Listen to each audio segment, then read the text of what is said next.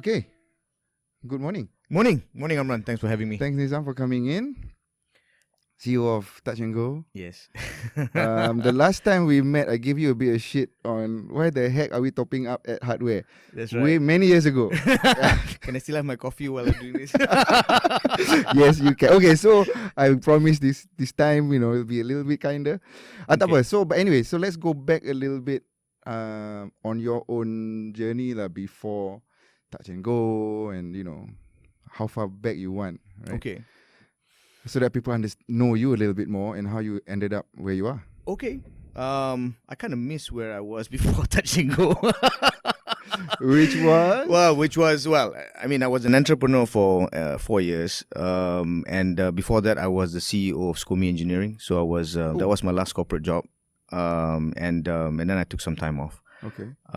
Did a lot of things. I was primarily doing work in consulting in defense. I was also doing work in tech. And then I worked with Elaine and her group with Atta Plus. So I did a bit. Yeah, so I did a lot of eclectic stuff, and I enjoyed it because it was a journey of self-discovery for me. First discovering what I can really do and what I can't do. After years in corporate, you realize that you're good at probably pushing PowerPoint slides and Excel spreadsheets, and then nothing much in between. So I learned a lot during these 4 years, which is funny because people ask me and say, "Hey, how did you get into Touch and Go?" And actually the journey towards Touch and Go was quite all over the place But I think I've always been very consumer focused. I've always been very tech centric. I started Petronas' first startup in 2000 actually 1999 2000 with iPrintis. You were with Petronas. Yeah, so I was was started that after obviously when you say iPrintis, that's when they've set up. Yeah, that's right. So I was the founder actually, and 1996 I was a Petronas scholar. I came back, and I was posted. What are you? Obviously the engineering. Which one? No, I didn't. I was posted in corporate planning. I did a lot of corporate strategy work, and then I was involved in our acquisition in Africa with Engine. Spent some time in South Africa, and then one day Tantri asked me whether I want to look into this .com sort of phenomenon and see how Petronas could take a view of it. And so I worked with BCG, and we came out with the study, and I came out with the startup, and that was it. iPrintis. Yes, and we started in 2000. I remember those days, a lot of the big companies, right? They would always want to hive off their IT part. The dream is always, okay, your mothership will be your biggest customer first. After that, let's be a consultant and then leave and service everybody else. Well, not consultant, but a service provider. That's right. So that was the thesis. We used a lot of Essential also for execution work. Yeah. And so they helped us build iPrintis. And then the idea was, let's localize a lot of the consulting services within Petronas, for at least come out with ideas that could generate value for the business. We came out with at least 150 new ideas. And until today, at least 30% of those ideas are still relevant, and they're putting it in place in Dagangan actually.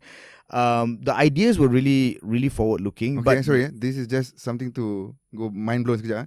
That was 20 years ago. Right. That's right. That's right. Man. And I think one of the things that we saw early on was the ability for Petronas Dagangan to basically enrich their consumer experience with an online loyalty program. Coupled with payments, and that was a long time ago. Yeah, right? It was a long time ago. But what we realized early on was this was before mobile and everything, right? Before a lot of things. I was still using the Nokia Matrix phone. Oh, cool! The banana. Banana. Yeah. So no data, nothing. So, but anyway, the idea was that we wanted to accelerate the business, but the business wasn't all that ready, right? Execution-wise, they needed time they didn't want someone from inside to tell them what to do. They preferred to have consultants to work with them. Right. So we sort of scoped out our work a little bit closer to ground and basically became a more sophisticated version of the IT department.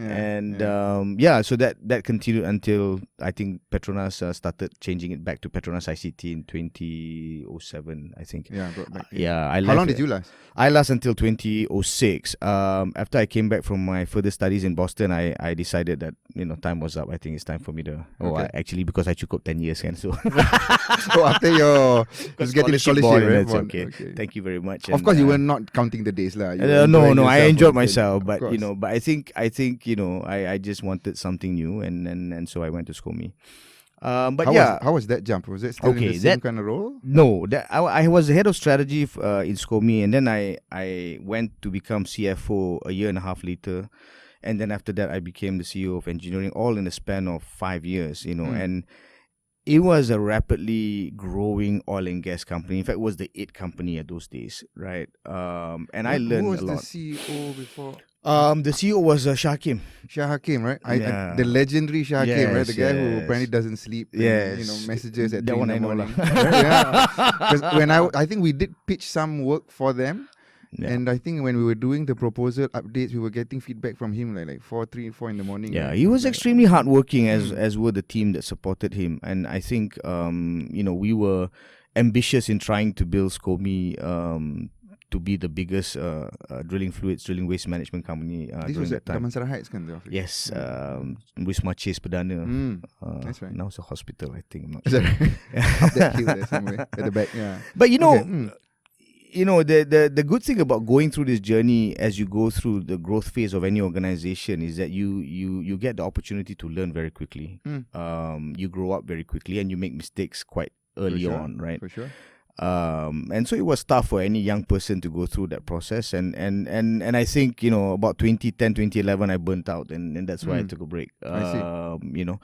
And I think the journey for me has always been about refreshing myself so that I could continue the journey with a lot more openness. Sometimes when you go through your career, you always find yourself stuck in a certain way of thinking, and if you continue that mold, no matter what sort of goes into your brain, you reject it, or you say no, I'm comfortable in this lane. Yeah.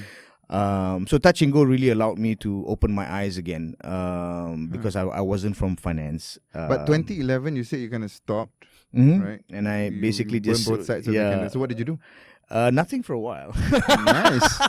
Okay. I mean, for the first 6 months, I was pretending to be an entrepreneur. So I read a lot of books, and then I started visiting coffee shops, and then I went to SSM and registered a few companies, just to feel that And then after 6 months, I got a little bit worried. But what kind of industry were you looking at? Still oil and gas at the time? Yeah, I was looking at oil and gas, and I had a lot of contacts with a lot of manufacturers in Europe. So I was working in terms of looking whether I could be an agent for them, and looking at what sort of potential consulting work I could do. Yeah. So I did a bit of that, but it wasn't sort of sort of hearty sort of projects, so you sort of go. You're still finding your way. Yeah, right? finding my way, and actually that was 2 years already after I found my way, right? So and I think that was good for me actually, because in that 2 years I learned the difficulty of pitching, understanding who would support you, who would fund you, who wouldn't. How you face your kids when you don't really go to the office, and Oh, you were married with kids? Then, obviously. I had my kids were all grown up, and I said, "You going to the office?" Yeah, I am, and actually I went to the coffee shop. And at that point, is it kopitiam or Starbucks? It was just a normal mama study, and Goes just to show the level of the business then, exactly, right? exactly. So I think it was a good humbling journey for me, and I think everybody would go through a similar situation in their own context, as they try to sort of get a grip on what entrepreneurship really is. But I think a lot of it revolves around your character and how you deal with adversity, or how you deal with your own confidence. For sure. Right? In fact, to have left the stable job in the first place was a bit of a leap, wasn't it? It's a big leap, and in fact, I didn't hear the end of it from my parents and my my extended family. Everybody had a view of why I left, and everybody had a view except for me. Obviously, I just sort of burnt out, right? But yeah, and I always had this firm belief that you should not be in an organization, or you shouldn't be where your heart is not there, or you feel negative or angry all the time, or you feel that you're burnt out, because it doesn't help anyone. And I think most importantly, it doesn't help yourself. So for me, it was, look, I need to make sure that I help myself so that I can continue this journey, right? But it was a great experience. I think through this difficult period, you understand who you are a little bit better. Prepare yourself for the bigger and better things, hopefully. So 2 years down the road, still looking then? What happened after? And then I started getting projects. I went into a number of big consulting jobs, primarily with Ministry of Defense. And then I met Elaine again, and then we started talking about Atta Plus, and I helped them work through the ECF application.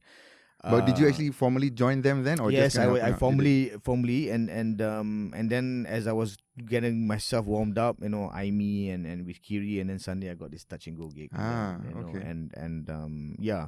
So that came about in 2015, and that was 5 years ago? Yeah, it's 5 years ago. Wow. It's been a while. It's right? been a while. It's been a while. Yeah. So what was the state of Touch and Go then when you joined?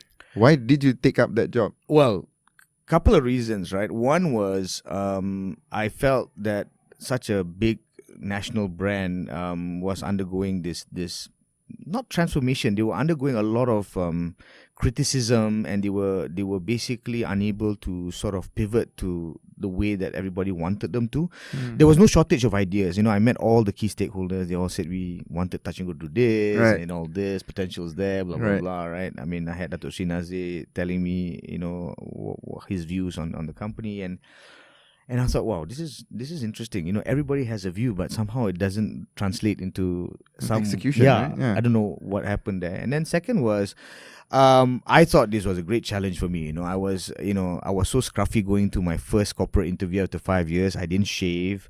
I thought, look, you look like a hobo. You should probably go to the mama's shop and just get yourself. Stay there. Yeah, but I thought, no, maybe I'll just, I'll wear a suit. I haven't worn a suit for 2 years, and then I wore a suit, and it was obviously a little bit too tight. so All by, the teh tarik, bro. What yeah, to do? exactly. So, Dato' Zainal, who's my chairman, said that that suit looks uncomfortable on you. That was the best thing I've heard the whole day. I said, yeah, you're right. The suit really looks uncomfortable on me. And we had a great chat. that's the last you're gonna see of it, right? Yeah, exactly. I threw it away straight away, and then I lost some weight too. But the idea was, I think the board wanted someone who had the ability to execute and work with the team. I thought I was best prepared to do it in my experience, and so I pitched and said, look, give me a chance to take a look at Touch and Go, and so they did, and I think for them, me was a leap of faith as well. I mean, going for me was like, ooh, it's a bit of a risk. Not sure whether this guy is. And there's a jump on a couple of things, right? There's a jump from an industry standpoint, right? From oil and Correct. gas, your own thing, to this. Correct. There's a jump in terms of this technology standpoint, right? You weren't hardcore, Correct. talking to servers every day kind of thing, Correct. right? Yeah. Correct. So but then I've always been interested to understand and work with tech. So that sort of drove me in the beginning, right? So in fact, the first 2 months in Touch and Go, the only thing I did was to get everybody to tell me what they did. It's like a show and tell, because I wanted to understand who the people really are and what they really did, right? And especially with the tech team, they took out all their toys and told me what they were doing, and some of the stuff they did was really cool. And I was thinking to myself, why didn't they put it out there? And halfway through their story, the conclusion was the same. It's like, oh, we didn't get approval. Oh, this one was, was too early for its time. There's always some excuse, right? So, part of my initial business plan for Touch and Go was I put together all the stuff that It's already going on. It's already going on, and I just sort of repitched it and put it in a new context. Of course, we had a new technology spin, but the idea was to also build team spirit by saying, look, you're not doing that bad. We just have to find a way to get this done. Right? And I think that was really my job, to bridge the deficit of not just trust, but the ability to execute with the board and the shareholders to say, hey, this is a great idea and we should do this. And so my first big foray was the e-wallet, because that was the first thing that I wanted to do, and it took me 3 board meetings to convince them that it was what they wanted to do too. So that was the first big. So the wallet was out, yeah. So the wallet was up, and of course, in my mind, I said, I was looking at my guys. Look, guys, why can't the wallet top up my card? Can you please solve this problem for me? Because And so for the rest of us, right? What was the answer to that, right? Why can't it? So we tested a lot of ways, right? So we went NFC and we tested with NFC cards, and it worked 75% of the time with a few Android devices. It didn't work 25% of the time, and in fact it was worse on some other devices. So it was very hardware specific. And then we couldn't actually launch a product on that sort of basis because people would just get upset. So that's NFC story. And that was a limitation of the physical card itself. The that was card, out well, there in the the card, market, the card itself, as well as the mobile phone device that was available, and we couldn't also enable the Apple NFC.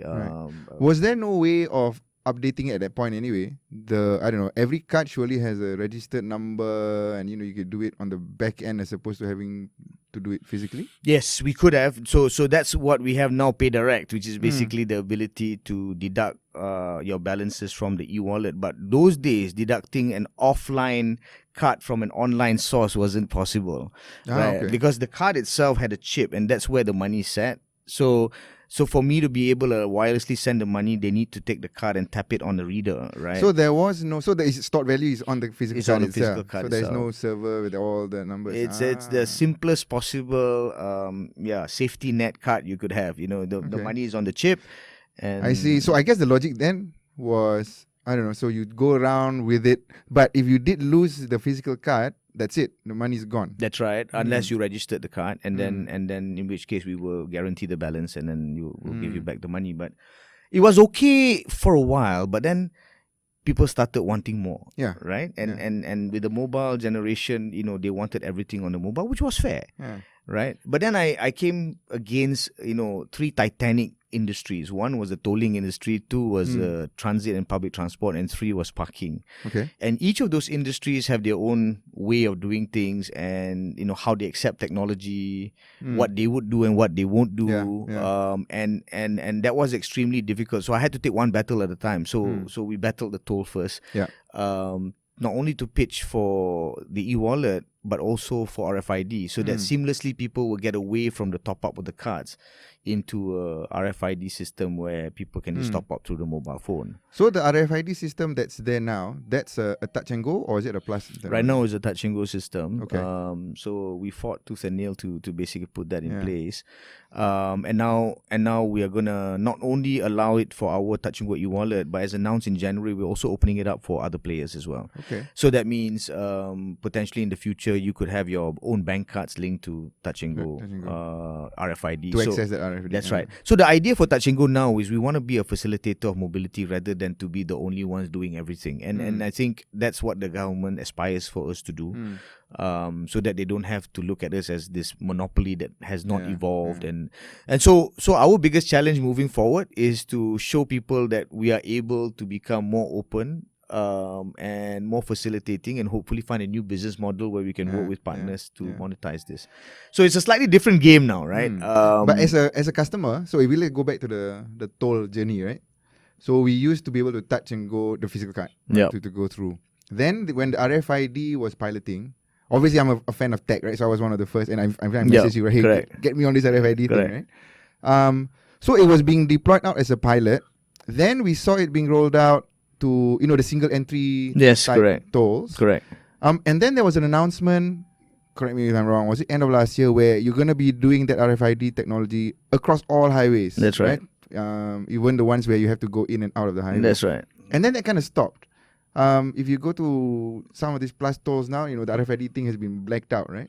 So what happened there? Was that they announced in January that was January. Yeah, we will open it for in April, so that's why they blacked it out. So April will be the launch. So April. So it is. Yeah, it's going to happen. Yeah, it's just that in the meantime, they don't want people to sort of come into the toll because they can't process it yet, right? Okay. So that's why they blacked it out. But okay, so that is happening. Yeah, so I thought it was something that was on board, and then suddenly it was gonna both Plus and Touch and Go are committed to launch RFID, and then once the traction picks up, then we slowly sort of add more lanes for RFID. So how is the traction for the RFID right now? No, it's been pretty good. We just launched it commercially on the 15th, and because we've been piloting it for meaning free, you have to pay. You have to pay. Of course, we're launching it with some promotions. The first one was with Shell, so you spend $50 at Shell, you can get it for free. Okay. Installed at the Shell station? Yeah, installed at the Shell station. Okay. So I was at Shell Hartamas over the weekend, and it was jam-packed.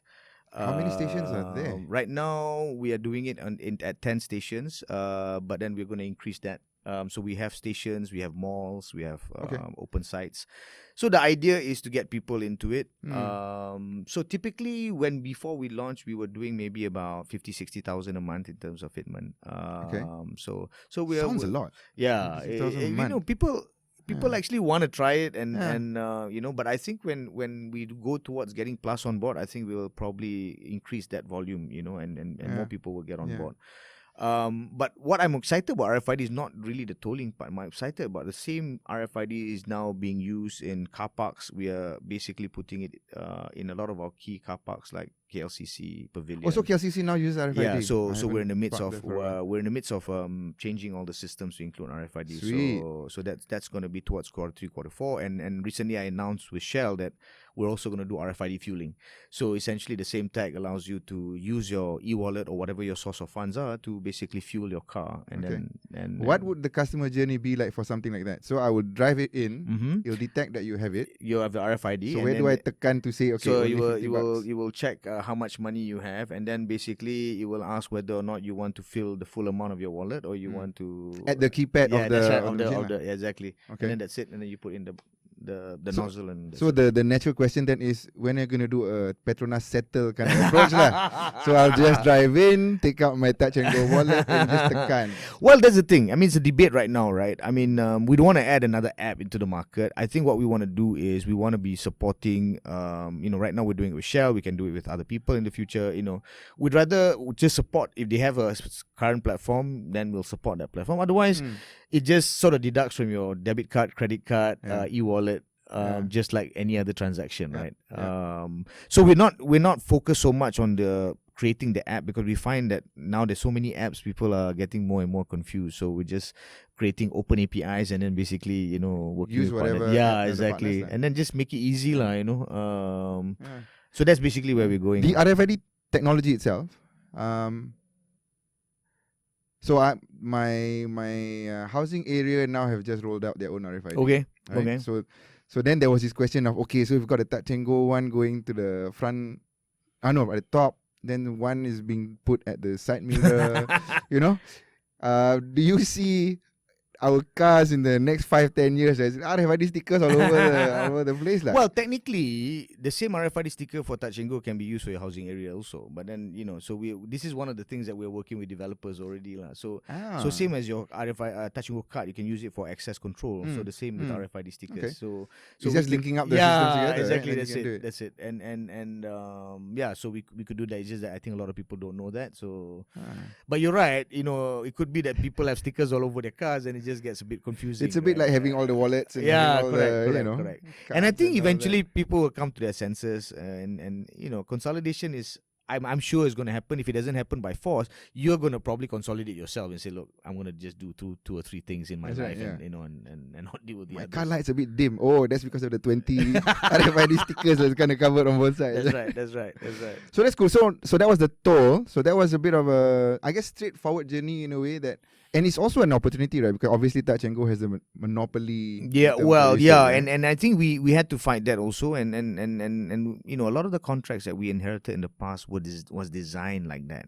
So we had to redraft those contracts to support the new competition law and how we dealt with other players. That was difficult because we had to find a way to evolve from a contractual point of view, right? So that's done now, and now we have to do the same with parking and also other use cases. So you can see that Minister of Domestic Trade has also made announcements around parking surcharges and all that. Yeah, right. So if you go to a toll and you pay with Touch and Go or cash before, it was the same amount, right? That's right. But you go to BSC and all that, right? Suddenly you have to pay an extra, I don't know, what was it, 10%? Yeah, sometimes it's 10%, right? Sometimes 20 cents. Yeah. So how are you gonna? So what we're doing is we are letting the current contracts lapse, the ones that are already charging the surcharge to lapse, and then we are replacing them with contracts that have no surcharge. Okay. But we also take cognizance that the people who are providing these services have been our partners, so we need to make sure that they continue to be part of the ecosystem. So we're not saying that we're not working with them. We're just saying that we're going to come up with a new business model. Okay. So that you don't have to charge that surcharge to the consumer. So we have to figure out how to, and a lot of these building owners have been supporting cashless parking. It's just that they never found an alternative business model. So now we have to come up with one. The other two thing is that we are also investing in our own parking equipment. So what does that mean? So what that means is that our own technology for RFID Pay Direct will be installed at car parks that are going fully cashless, 100%, and then we will offer a very competitive MDR to give the operators a lower cost of running, so that they don't have to charge a surcharge. And so it's a win-win situation. So rather than they get, a lot of times, they get muscled into buying hardware or software that is too expensive, or So you would actually facilitate that. So we will probably have, working on some of the equipment manufacturers to be partnering with us to have a touch and go enabled machine, which is a lot cheaper than what you would pay otherwise. And the idea is that we want to create better control over the end-to-end experience. And second, people can have comfort that, okay, this is a touch and go 100% cashless, there's no surcharge, and Then the question comes in, does it mean for those malls using that facility, you can only touch and go with touch and go and not any of the other? Yeah, it looks ways, like right? it, don't it?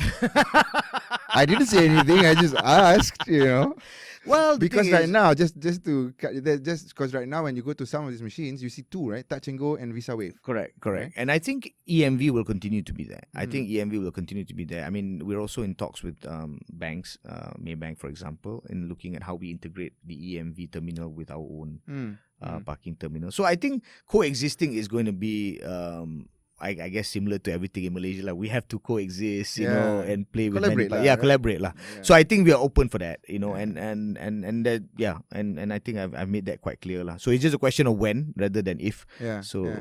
So we've gone through from tolls and then to parking, right? The natural growth. And then there was a time when you could use touch and go to, some of the 7-Elevens and top up Yep. that, right?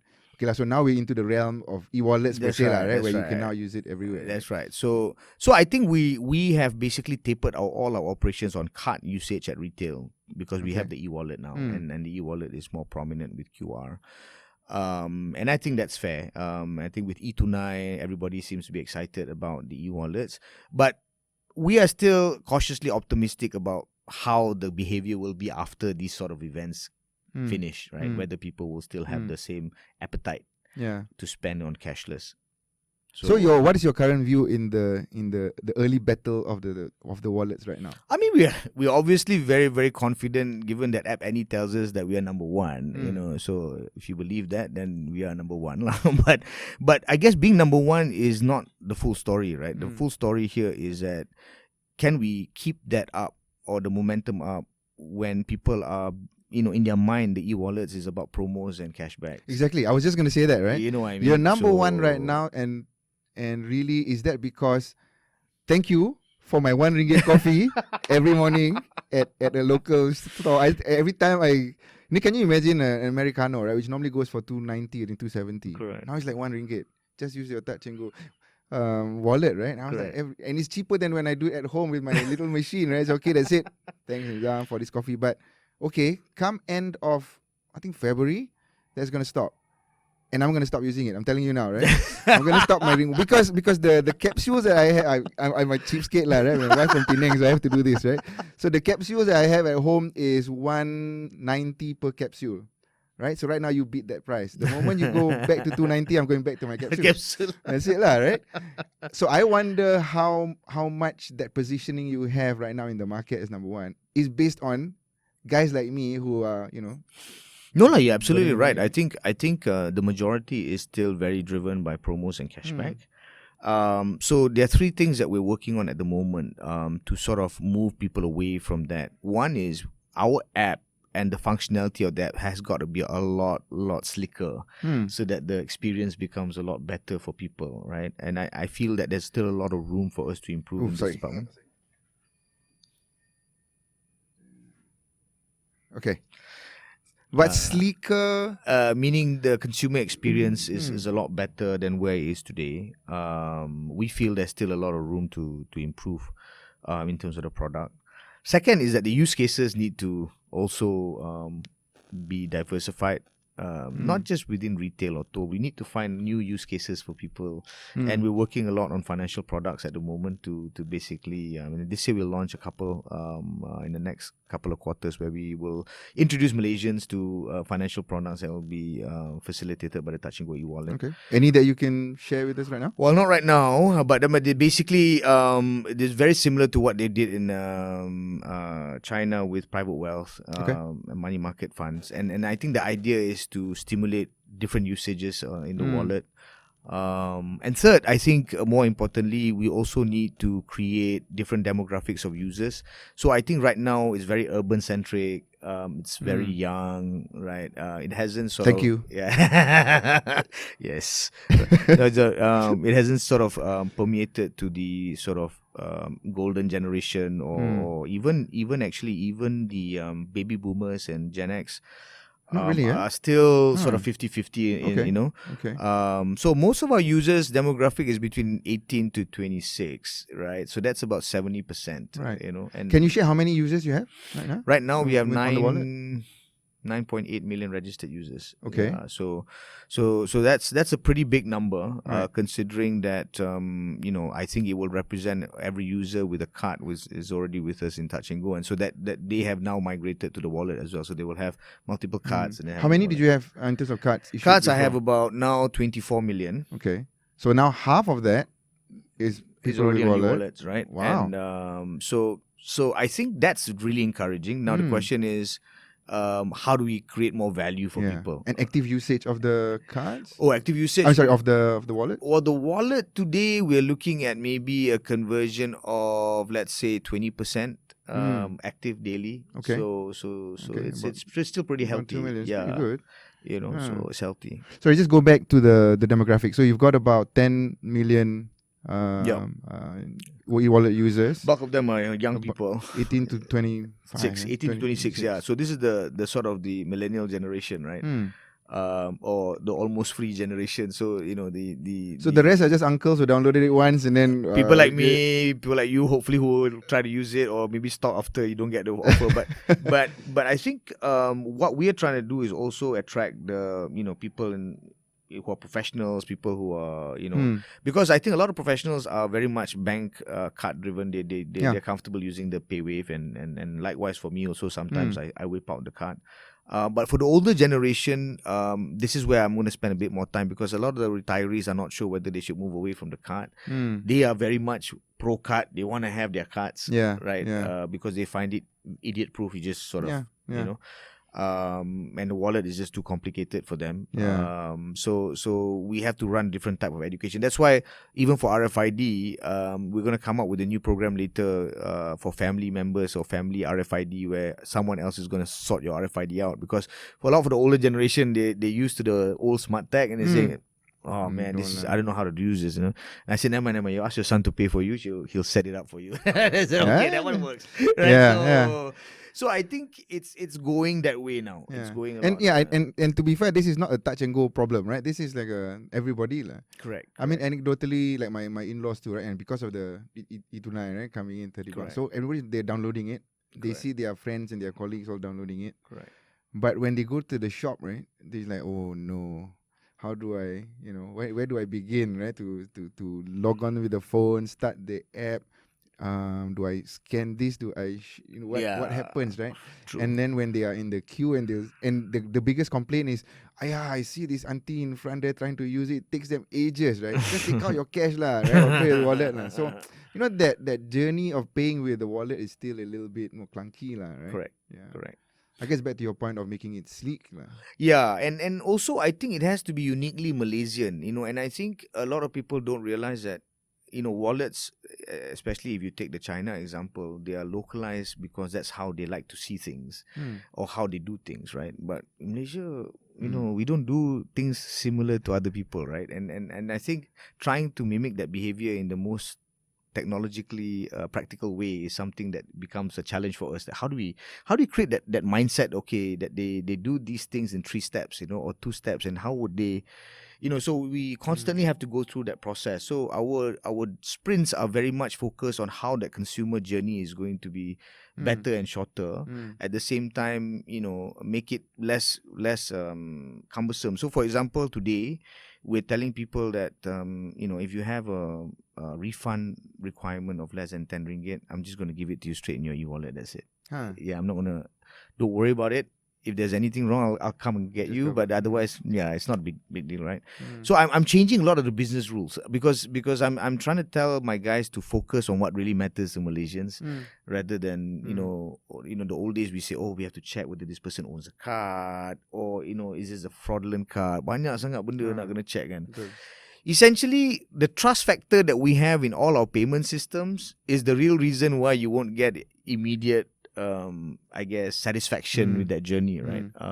So we need to find a way to overcome that trust by saying that, look, a lot of online transactions, the enforcement is after the fact. So you allow people to go through this, and then your systems will find a way to track these guys. And then, but we're too scared to do that. So that's why the prepaid to postpaid journey for a lot of use cases is difficult, especially tolling. Because they're used to getting the money up front. That's right. As opposed to when you have no gantry and no boom gate, even if you have no money, you go through.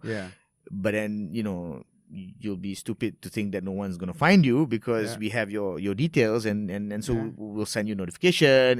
Like by those the way, guys at the Singapore exit, exactly. Like, how much do I owe? Exactly. So I think we need to move that way. I think that's a sign of a progressive society. Knowing that we know when we did something wrong, we'll sort it out, as opposed to I got to go find you. I guess going back to so the hypothesis is that if the customer experience to pay with this is a lot smoother, then even when you take away all the incentives and the discounts, people will start using that's a the bit more. Thesis lah. Right? Yeah, that's the thesis. I sent you that interesting article on The Economist. Yeah, right? I saw that. So what in New York they're going to legislate the fact that shop owners cannot demand being paid by wallets, right? They should be able to pay with cash as well. And apparently it's already there in San Francisco and Philadelphia, where customers are able to pay cash, and if you're a shop, you cannot say no to cash, right? Which is bizarre, right? Correct. But I think one of the contexts, though, may be a bit different here, but the context there was that I think 1 out of 9 people don't have a bank account, right? 1 out of 5 still has this old using checks and all that. So I guess it's a contextual issue as well. But to legislate the fact that you cannot force somebody to pay sounds a little bit extreme and going the other way, right? Or it could be a election coming up. No, I think inclusivity is still a very important agenda, right? I feel that even for Malaysians, I don't think we will go that far to legislate, but encouraging cashless and legislating for cashless is two different things, right? Yeah. So I think a lot of Malaysians, whilst I read recently there was 44 million debit cards. I was trying to figure out, wow, there's a lot of debit cards, a lot of people. More than population. Yeah, and a lot of people having bank accounts. So I'm saying that means Malaysia is quite well banked. I do believe the fact that we are quite well banked. Although we are, so I don't think that we have a similar issue. But still, the fact that we're well banked doesn't mean that we're not going to pay cash. When it suits us to do so, right? Yeah. And I don't think the government should do away with that sort of notion, particularly in the small SMEs. Because I think whilst cashless is good and it has a lot of benefits, the reality is some of these people require the working capital, they need the cash, and they need to buy whatever they want to buy. So I think even LGE recently said that he still uses cash even though he's supporting e-Tunai, right? Okay. So I think it is an evolution. The question is where, right? The question is where exactly. So I think there's a place and time for everything, right? I mean, similar to say even transit today, people still are quite insistent to use the card because at transit stations where waiting time is so little, you just want to get out of the way, right? You don't want to fiddle with your phone and all that. So I think certain use cases still require a mix or hybrid approach. And I think for small retail, I think it's very difficult to say you can't use cash. If it evolves into that, that's fine. Yeah. But I don't think it's something that we should legislate because I think we should support as many Malaysian SMEs as possible in the way they want to do it. Of course, you can educate them, get a QR or whatever, right? But in reality, these guys are still, I think they need some time to understand why they need to do it. If it's even possible, right? One of the use cases would be at a place like Taman Tol Market. Oh yes, right? Yes, the wet market. Yes. So I like that. I realized that every week or every month when I take cash out, right, the only place that I actually use it is when I go to the market. Correct. Right. And then when you're there, so I was talking to somebody over there. Say, hey, you know what? If they were to put the QR pay or any other methods there, right, would people actually adopt? And they actually say no, because number one, I don't want to dirty my phone. Because as I touch the chicken and I'm poking the fish, right? You're going to be on the phone. These are like a real concerns, if you like, right? But it's okay if it's like some dirty cash that goes back into and out of your wallet. I right? know. And it's like, okay, that's fine. But your phone, but your phone, you put it in your face. It's like, and it's real, right? Even a card is not so bad, right? You tap it and it goes into your wallet, right? And I guess you're more intimate with your phone than anything else, right? Correct. And we tested it already in Taman Tun. It didn't really take off, right? I remembered, was it last Raya? I think it was last Raya, the fasting month. There was a huge push in the Taman Tun Bazaar, right? Yeah. Between all the wallets, right? Everybody was there. I think you cannot see the vendor's face anymore. Right? Yeah. It's all QR codes everywhere. But I wonder how much stickiness there was after the bazaar. No, very little. Very little. I think the experience also wasn't completely good. Some people found it difficult to snap the QR, and because it was laminated, sometimes they couldn't capture the reflection, all that. And then they were in a rush, so they didn't want to bother with their phone. Most importantly, with the bazaar is your hands are full. That's right, yeah. So you're different plastic bags. You're like trying to fiddle with your phone, right? Yeah. And most people just want to drop you a 10. can just about hold your cash. Correct. But you just drop, right? Correct. As opposed to having to log in and tap. Correct. Yeah.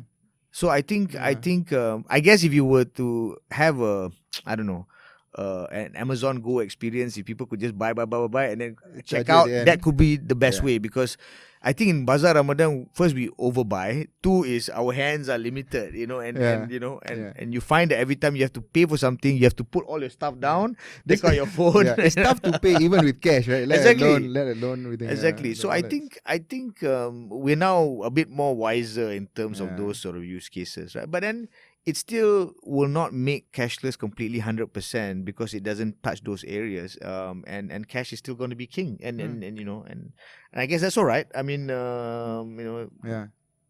it's okay. I find that okay. I mean, it doesn't have to be 100% everything, but so back to the competition, right? Number one now.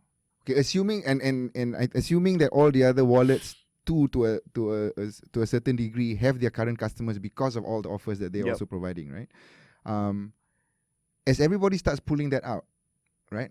And all being equal, how are you going to strategize to be the number one still? I think there will be two parts to this battle. One is that let's say the three dominant ones will still have to work together to encourage more cashless usage. Overall education. I think that's important, just to keep the momentum, right? And then I can give you an example, like even for car parks today. Do you know that we only have 38% penetration in car parks for cashless, even though you think that it's been there for a while. The bulk of it is still cash. People still take the ticket. So part of it is because the operators still encourage the use of the ticket because they've invested so much in these machines, right? But 38%, and I've been in the parking business since 2010. So that's 10 years, and I've only arrived at 38%. So that's why with this new approach, I'm saying, look, I'm only going to reduce my MDR if they go 100% cashless, right? Because the management of cash leads to unreconciled differences, reporting issues, macam-macam. So I think we want to get away from that, right? So in the case of retail, to go 100% cashless, I think, it won't happen immediately. And right now, your retail spend, I think, is still 82% cash. And I think, it's getting better for wallets, but I don't think it's going to go to 50%. 82% cash, or is that with cards too? Oh, sorry. Cards is about, same with cards. Sorry. Yeah, same with cards. So the 82 with cards, sorry. Yeah. So I think we would probably have a situation where cashless e-wallet would probably be 50% over the next few years. But you're going to compete with cash. You're going to compete with your cards. Cards, yeah. right? So beyond, so you just touched before about going to the hardware for the gantry, right? Any other fights outside of the wallet that you see Touch and Go going into? yes. Sorry, I need you to be a little closer. Oh, sorry. To the mic. Yeah. We are building a new mobility platform that allows multiple transport operators to work with us to complete a total mobility journey. So, for example, today we're opening up our APIs to work with different transport operators like ERL, so that we can curate experiences for tourists, we can curate experiences for locals to enjoy a cheaper price for ERL by using a touch and go front end, right? So it becomes like an account-based system. So essentially, now that you have an account with us, I can basically sort of push to you stuff like, tickets or mobility journeys of other clients or other partners. But because you're a Touch and Go customer, you get a special deal. Okay. Right? So that's where all those little icons on the wallet That's right. will start popping up. Yeah, it will start popping up. And the idea is to create more of those experiences because we have the ability to connect a lot of people. So rather than, and this connection can be done with any wallet or any bank in the future too. So the idea is, I'm not going to keep these use cases only for one party, right? The idea is I want to find a way to stitch different experiences, making me more of a transport platform. Yeah. But as a customer-facing channel, is it important to you that people do all that using? Of course, we want to promote the e-wallet, right? But I think as we pivot towards being more agnostic, let me go check out your wallet now. Yeah, sorry, go on. I just want to see what are those little icons that you have in there, right? Yeah, so I think as we get more agnostic, movies and Lazada's on this now. Yeah, correct. And flights. I have not gone to your flights one. So we have a lot more of those that's coming out, right? And the idea is to give people a lot more options on transport lah. So I guess Touch and Go and transport seems more synonymous to people than other areas. Although you do have slightly adjacent one like movies and Lazada, not exactly the transport part. Yeah. So, but how's the take up for these other icons? Or is it nice to have because it's there? It's not bad. I mean, as you know, Lazada is a sister company of our partner and Financial, right? So I think enabling them allows them access to our users and vice versa, and then we can curate special deals. In that sort of way. But again, retail is still in its early phase with e-wallet. And I feel that especially for e-commerce, it's still very much an online experience as opposed to a wallet experience just yet. Yeah. Or mobile experience lah. So I guess from historically then, because Touch and Go did come from the more transport legacy, right? Correct. So it makes sense to just continue with the journey. Correct. So the question we have is, do I morph into a Move It, or I sort of change all my data into APIs that allows people like Move It, Citymapper to benefit from our information, then work with partners to build a mobility ecosystem, or remain as we are. And I think more likely we're going to move that way lah. So we're going to move a lot more to the data space rather than to the payment space, which TNG e-wallet will be doing. That way we get to benefit a lot more people. So structurally, as a company, are you going to be slicing the teams up a little bit more for the focus? Correct. How is it structured today? Right now we have two companies, right? So TNG sits on top of TNGD, or Touch and Go Digital. But because we want to eliminate the duplications, right? So really we are basically saying Touch and Go Digital is going to be our payments platform of choice. But because of our responsibility to Malaysia and to the government stakeholders and to our other partners, we need to remain as agnostic as possible at Touch and Go, allowing other people to participate in our ecosystem. I think that's really but we have to do it more than just speak. We also have to do it by optics and to make sure that people can say that, hey, I can work with Touch and Go, rather than I have to compete with Touch and Go. Know, of course, Touch and Go Digital will compete with whoever, but Touch and Go needs to be sort of saying, okay, look, that's why with RFID we're saying, we're going to make it available to everyone. So if in one day you want to use GrabPay, then you can use GrabPay. You want to use Boost or maybe Maybank QR Pay, then that's fine, right?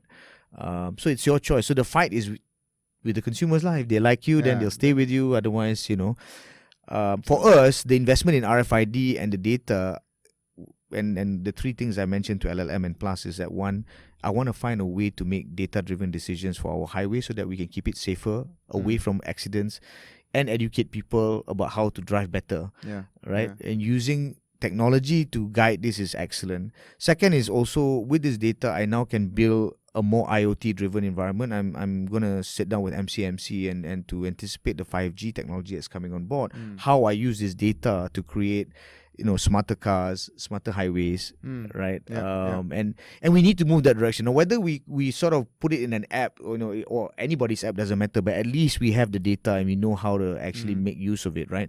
So today, one of the key pet peeves I have is that a lot of our mobility data is in Twitter, because that's where people say, "Oh, at the pothole, I'm not happy with this, I'm not happy with that." But we can't curate any of this feedback into CRM because it's all social media, right? So what we want to do is have the ability to take this feedback and then implement the actions that we need to implement, just like what New York is doing with open data platforms. They're allowing citizens to basically send complaints directly based on data available that the city provides to them and say, "Hey, you're not doing a good job with this road. Can you please fix it?" And someone goes there and fix it. Right? So it's a lot more that kind of interaction that we want, so that people understand how to use data, how to look at data. Yeah. So you mentioned slightly just now that one of your stakeholders obviously is the government. Yeah. How much? I was going to use the word control, but not control. But how much influence do they have on the direction that you can take where Tan Cheng Go is? Well, concerned? I think as a company we're quite independent, right? So I think no one tells us, how our strategy should be. Of course, we through the shareholders we agree on a certain direction and we move forward. But under the e-money guidelines, of course, we have to take guidance and direction from Bank Negara on financial matters. So that's quite clear. With the other stakeholders, I think it's a hard situation in the sense that we don't have to be regulated. We're not regulated by them, but it is important for us to take their views into account, right? So, for example, KPD and HEP, domestic trade. So there are consumer complaints about pricing or conduct. We need to take that into account because we want to make sure that we don't, oppress or seem to be oppressing by virtue of our from position. a direct regulatory standpoint, it's purely just Only BNM, only BNM, but I guess we work in an environment where we have to be okay with everyone, lah. Of course. Okay, so looking forward to the future a little bit, right, with Touch and Go and with yourself, right? So it's been 5 years now. Yep. Right? So normally 5 years people starts getting itchy. Yeah. And itchy already. There you go. You heard here first. Itchy to go for holiday lah, but Yeah. So you still enjoying the? Yeah. No, I think the ride is still very, very good for us. I mean, I think I'm enjoying the fact that we're constantly evolving. Right. I think my biggest challenge now is to bring talent into play, and that's challenging because it's also about making sure that the new talent sees the brand equity for the future as opposed to what it is now. And actually on that, how big is the well, team our now? team now is about 300 strong, right? We're not a big team, but as we pivot into data and technology, we need less people but higher quality people. We need more data scientists. We need more developers to look at possibilities of what we can do with the app and also with our open platform. So this is the evolution of Touch and Go, that eventually my dream is that if you can run Touch and Go with 100 people and full of tech, then that's the ideal situation, right? One that will benefit the country. So the next Don't step. tell that to the current 300 guys, right? 200 of you are going to be out of a job. They will evolve. They will evolve, right? Course. I mean, the idea is that we want to solve problems. Like for example, recently we offered to solve the problem between Singapore and Malaysia in terms of using the VEP and all that. And so we want to use data to be able to solve problems in the sense that a Singaporean that holds a Touch and Go card and holds an EasyLink card surely has an ability to be curated between me and LTA, so that your experience from Singapore to Malaysia is completely seamless, even though you're using two different platforms. But because I know who you are, I can settle in the back end, right? Because technology-wise, it's there. doable. Correct. So I think we are looking at how mobility data usage can transcend borders, can allow people to have profiles in other countries like in Singapore, so that don't worry, you can do whatever, but I'm still going to send you a bill. I know how to get to you. That speeding ticket. Or your illegal parking or whatever it is, right? But I think that's how we should progress. So I have a project going on with EasyLink to see how we can look at the data in terms of how we match profiles to help people get better service. Oh, that's cool. Yeah, so Yeah. that's more of a future thing, but it's something that I believe in, because if you're working with data, really we shouldn't be expecting all the enforcement to happen before they leave, or vice versa. Yeah. So I guess from a technology standpoint, so there's a lot of analytics, obviously, right? Because you're dealing with data, right? What other tech do you see changing the way, or you want to take benefit of from Touch and Go standpoint? Right now, I'm focusing a lot on mobility tech. Okay. So for example, from RFID, what's the next game? Right? Yeah. Do I go on connected devices? Do I suddenly integrate with Android Play and Apple Play into vehicles? How do I evolve into smart city applications? Right? So the game is beyond our current use cases, and basically use the wealth of our data to be seamlessly connected with the new things that people are using, right? So that's what I'm working with MCMC on, is that basically, all these 5G IoT devices, how does it connect with Touch and Go, and how can Touch and Go respond and provide data back into these systems? So I'm looking forward to the day where a bit of Minority Report lah, right? So you use my face as my ID, right? So I just go up to the toll and deduct. Correct. Right? Correct. Or you go to get my RM1 coffee.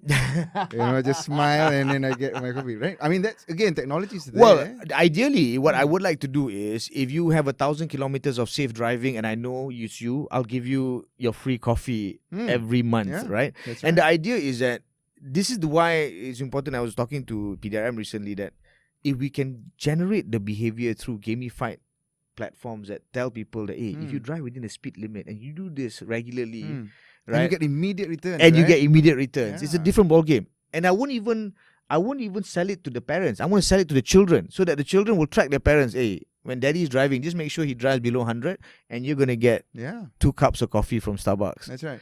So this is the kind of behavior we should be moving on. Now, I may not need to build the app, but I could work with, say, a bonus link or a settle and say, let's do a program to, But that's how we should be thinking about it. So it sounds like, in terms of technology per se, it's all out there, right? Yeah. It's just making sure you get the new use cases for them. Yeah, I think for Malaysia, and I think you would probably say the same as well. For Malaysia, I think our ability to execute at speed is really the key ingredient for our success. It's our greatest strength. Is it not? We always start first, That's and then we always start with the strategy. We're very fast and fantastic when it comes to, here's the strategy, right? Okay, now you start the car. So I think that's what we need to do. We just have to do things a lot faster, and then suddenly, hey, terror, Malaysia, boleh, And I want that feeling, because otherwise we keep saying, Allah, that guy did it, this guy did it. And I think, we're more than capable of creating our own unicorns and stuff like that. It's just that I think we lament too much about the lost time, and I think it's time to move on and then just, Actually, last ones, because you mentioned about that. From a regionalization standpoint, right? So obviously Touch and Go here in Malaysia. Any plans to go beyond our borders in the future? Yes. On our new data platform, yes. So we want to work with first the CIMB sort of regional structure and see how we can offer similar products to the local setting. But we're also working with Ant Financial as well to see how we can connect with their regional wallets. And partly because they have already implemented the global network called GN. So basically all the wallets are connected.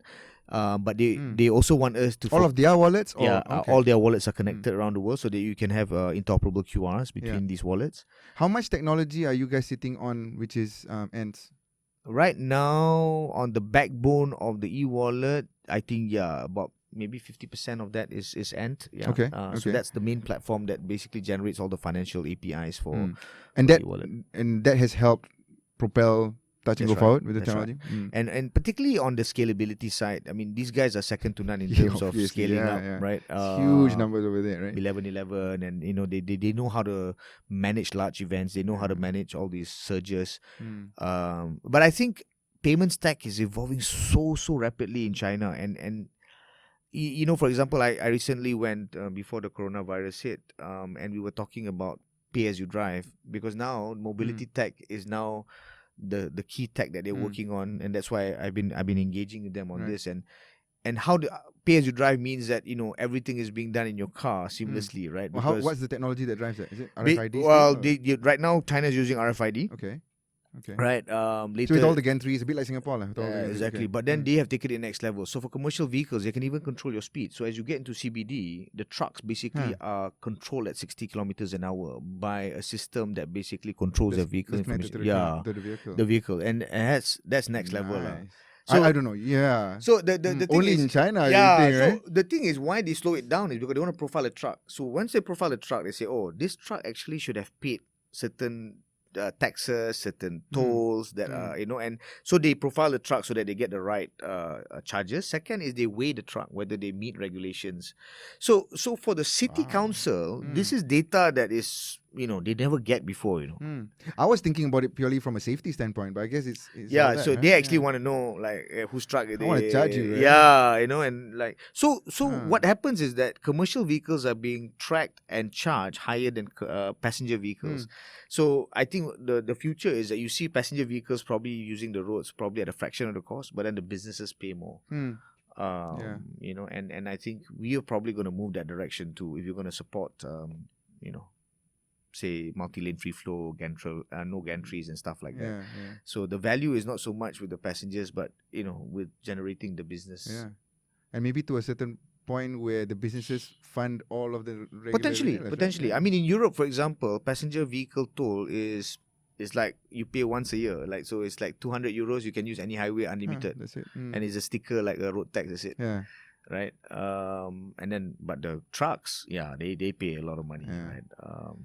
But then there's this pay as you go and this control of the speed. Now that's interesting. Correct. So I think that's funky because essentially with autonomous vehicles and you basically pay as you drive, your car is becoming your main device. You know what I mean? That's true. So it's moving from the handphone to the car, and then the car connects with everything else.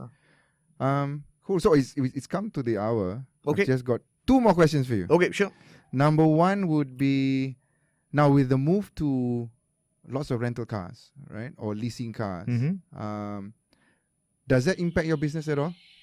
No, actually, it creates opportunity for our business. We are looking with people like Soka and Goka how we can fractionalize our toll experience. So instead of being pay per use, they're looking at subscription models, right? Maybe 1 week toll, maybe 1 month toll, and how it would work with car sharing model. Yeah, correct. Correct. Because one of the key pain points for them is that they want to have the right amounts being charged to the touch and go or the fuel card so that consumers are paying the right amounts.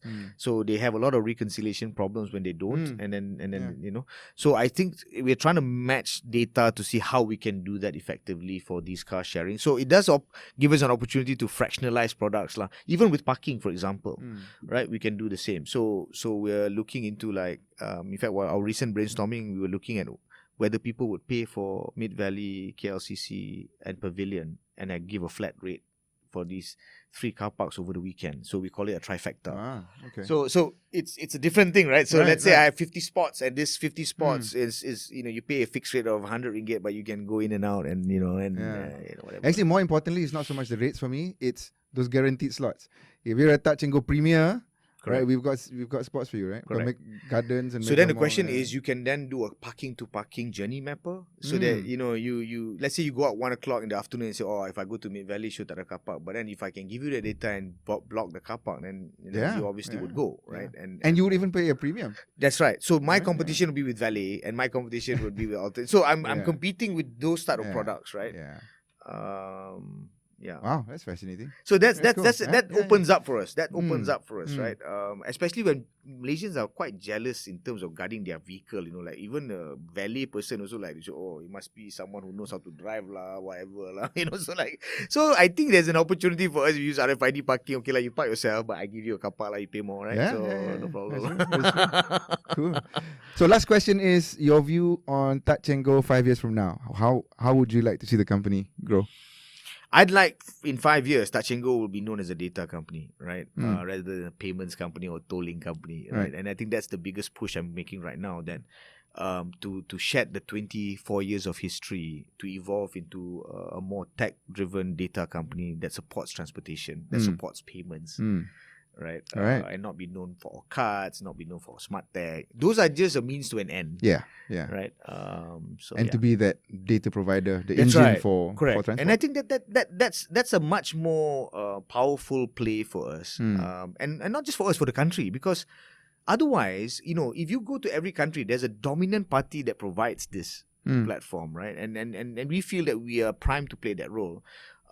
We shouldn't be relying on, say, Waze to give us our traffic information. And God knows where that data That's is. right. Dun, dun, dun. So, Yeah. it's, Yeah. I mean, I use Waze too, but I mean, I'm just saying that a lot of the data we have should be for the benefit of Malaysians. And now we need to find a way to share that with them.